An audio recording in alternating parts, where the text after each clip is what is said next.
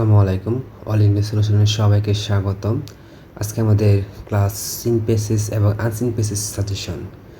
Synthesis থেকে আমাদের যে প্যাসেজগুলো বই থেকে আসে, এই প্যাসেজগুলো থেকে 1 নং, 2 নং, 3 নং এই 3টি প্রশ্নের উত্তর করতে হয়।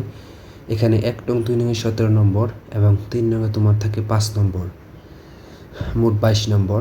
খুবই গুরুত্বপূর্ণ আমাদের পরীক্ষার মধ্যে A+ পাওয়ার জন্য।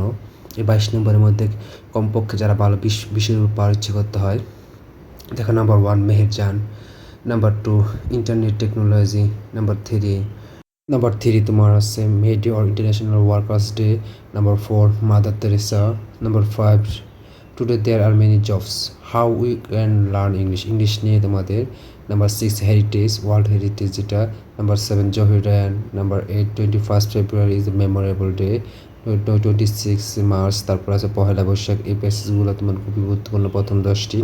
এছাড়াও তোমাদের আরও কয়েকটি প্যাসেজ আছে, হিউম্যানস ক্যান নিদার চেঞ্জ, তারপর আছে Moinul Islam, countries of the world, really it is the main religious festival, fish population.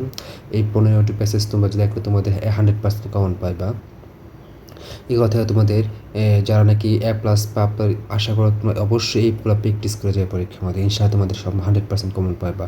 এছাড়াও আমাদের আনসিন প্যাসেজ অনেকগুলো আমার বিগত বছরে আসছে, যেগুলো এবার আমাদের যেহেতু ডক্টর ইউনিস, তারপরে আবু সাইদ অথবা মুগ্ধ, এই প্যাসেজগুলো আছে।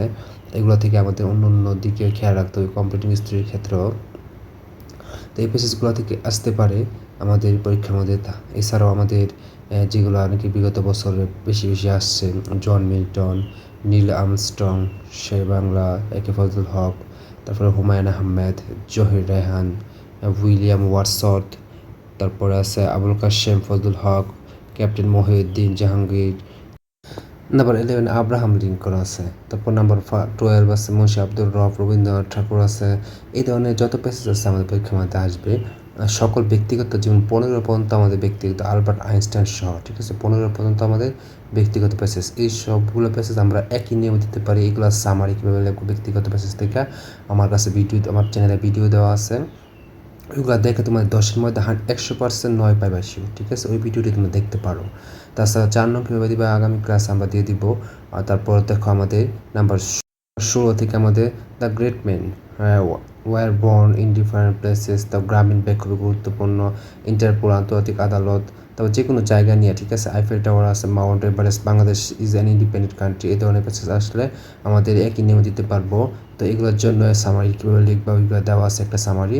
তো তারপর 4 নং কীভাবে দিবে বলে আলোচনা করব। সবাইকে ধন্যবাদ ভিডিও দেখার জন্য। পরবর্তী ভিডিও পেতে সাবস্ক্রাইব করে পাশে থাকো। আল্লাহ হাফেজ, সবাই ভালো থাকবে।